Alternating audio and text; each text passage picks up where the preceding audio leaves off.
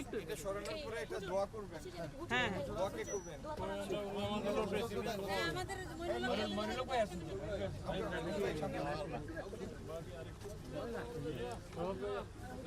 আপু ছবি উঠাইন। এ ভাই এটা কি করলি?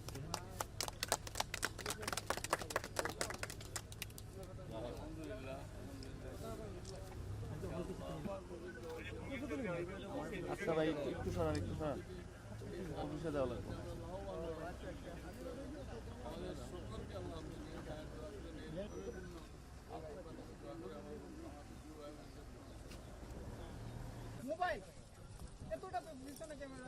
ভাই আমরা কিন্তু সরাইতে পারি, হয়তো কবেন হয়ে গেছে।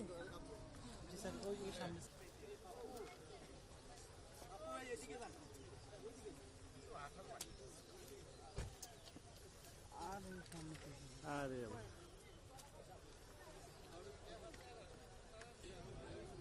চিন্তাধারা সেটা আসলে কোন বিষয়টিকে মাথায় নিয়ে শুরু করেছে? আচ্ছা, খালের গুরুত্বটা আপনাকে বলি সংক্ষেপে।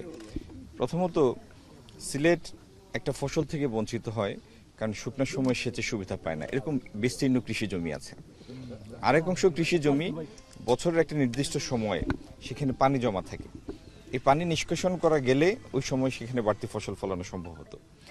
এই খাল কাটার কারণে এই দুই সমস্যাটার সমাধান হবে এবং উপকৃত যে এলাকাটা সেই জায়গার পরিমাণ হচ্ছে প্রায় 1500 বিঘা। এখানে 200 হেক্টরের মতো, তাতে গিয়ে 1500 বিঘার মতো হয়। আচ্ছা, আর বন্যার কারণে যে পানি জমে, খাল তার পানি ধারণ ক্ষমতাটা বাড়াবে। নদী তো একটা সিস্টেম, আমাদের এই সিস্টেমের পানি ধরে রাখার ক্ষমতাটা বেড়ে যাবে খালটা কাটার কারণে।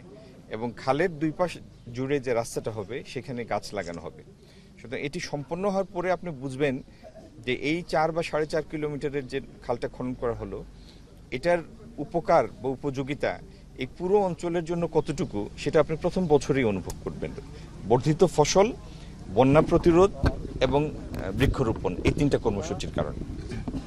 মন্ত্রী গতকাল আপনি চিরাগে গিয়েছিলেন। চিরাগে যেটা হচ্ছে খুচরা মূল্যের আর পাইকারি মূল্যের যে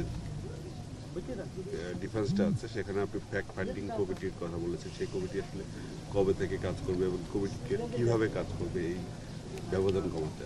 আপনি তো তাৎক্ষণিক রেজাল্ট চান। আচ্ছা, খুচরা আর পাইকারির মধ্যে মাঝে মধ্যে ব্যবধান তো একটা থাকবেই, কারণ পাইকারি বিক্রয়ের একটা পর্যায়ে, খুচরা আরেকটা পর্যায়ে।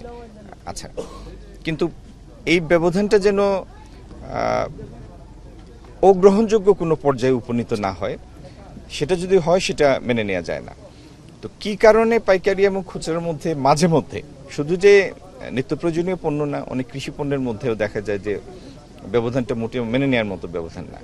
এটির প্রকৃত কারণটা খুঁজে বের করার জন্য ঈদের পরেই আমরা ব্যবসায়ী, পেশাজীবী এবং এই প্রশাসন সবাইকে সংশ্লিষ্ট করে একটা ফ্যাক্ট ফাইন্ডিং কমিটি করব এবং তারা নিজেরাও বসবে, আলাপ আলোচনা করবে, পর্যালোচনা করবে এবং একটা প্রকাশ্য শুনানিরও ব্যবস্থা করবে, যেখানে সর্বসাধারণেরও তাদের মত দেওয়ার সুযোগ থাকবে।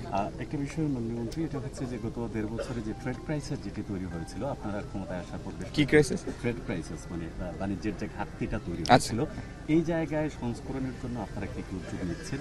এটা একটু আপনার কথাটা আমার কাছে ঠিক পরিষ্কার না। বাণিজ্য ঘাটতি বলতে পৃথিবীর বেশিরভাগ দেশেই বাণিজ্য ঘাটতি থাকে। অল্প দেশ আছে যারা রপ্তানি উদ্বৃত্ত। আমদানি এবং রপ্তানি, এটার মধ্যে কোনো দেশের আমদানি বেশি হবে, কোনো দেশের রপ্তানি বেশি হবে, এটি পৃথিবীর বাণিজ্যের স্বাভাবিক প্রকৃতি। যেমন ধরেন ভিয়েতনাম, একসময় ভিয়েতনাম এবং বাংলাদেশের অর্থনীতি কাছাকাছি ছিল। ভিয়েতনাম প্রায় 400 বিলিয়নের রপ্তানি করে, আমদানি করে তার থেকে 10-12 বিলিয়ন কম।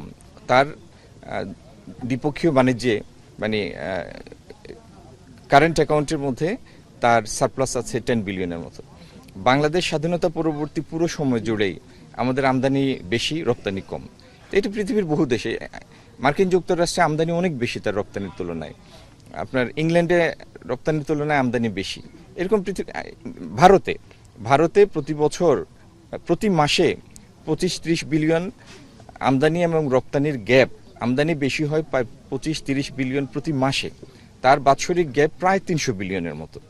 তো এটি বাণিজ্যের এই যে কোনো দেশ আমদানি বেশি করবে, কোনো দেশ রপ্তানি বেশি করবে, এটা একটা স্বাভাবিক প্রক্রিয়া, এটা কোনো বড় বিষয় না। মাননীয় মন্ত্রী, যে আমরা দেখেছি যে চুক্তির বাইরে গিয়ে সৌদি আরব থেকে প্রায় 2000 কোটি টাকার ডিজেল এবং পেট্রোল কিনা হয়েছে।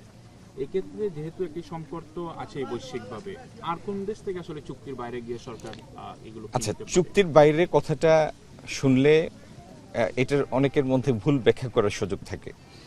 আপনি জ্বালানি তেলের কথা বলছেন, জ্বালানি মন্ত্রণালয় আমার না, এটি উত্তরটা আমার জন্য এখতিয়ার বহির্ভূত হবে। তারপরে যদি আপনি প্রশ্ন করেছেন, উত্তরটা না দিলে এটি একটা বিরূপ ধারণার সৃষ্টি করতে পারে, এই জন্য উত্তরটা দিচ্ছি। যদিও যার বিষয়ে তাদের পক্ষেই উত্তরটা দেওয়াটা সঙ্গত এবং এতে শৃঙ্খলাও থাকে, স্বাভাবিকতা থাকে। সরকার দুইভাবে কিনে, একটা হলো সরকারের সাথে অন্য সরকারের চুক্তি থাকে G2G, এবং সেখানে একটা ফিক্সড প্রাইস থাকে বা প্রাইসের একটা মডেলিং করা থাকে যে এইভাবে প্রাইসটা নির্ধারিত হবে। আর অনেক সময় স্পট মার্কেট থেকে কিনে, তো সেটা কোনো চুক্তির অধীন না। স্পট বলতে তাৎক্ষণিক ক্রয়, বাজারে ওই সময়ে এই পেট্রোলিয়াম প্রোডাক্টের যে দর, সেই দরে সেটা আপনাকে কিনতে হবে। তো এটা চুক্তির বাইরে কথাটা, বিষয়টা এরকম না। G2G চুক্তির অধীনে একটা নির্ধারিত দরে কেনা যায়, এখন সেটির সরবরাহ বিঘ্নিত হয়েছে, কারণ যাদের দেওয়ার কথা তারা দিতে পারছে না। কেন পারছে না সেটা আপনিও জানেন, যুদ্ধ পরিস্থিতি। কিন্তু আমাদের তো জ্বালানি চাহিদা আছে, তো জ্বালানি চাহিদা মেটানোর জন্য স্পট মার্কেট থেকে কেনা হয়েছে, এটা একটা স্বাভাবিক প্রক্রিয়া। ধন্যবাদ স্যার।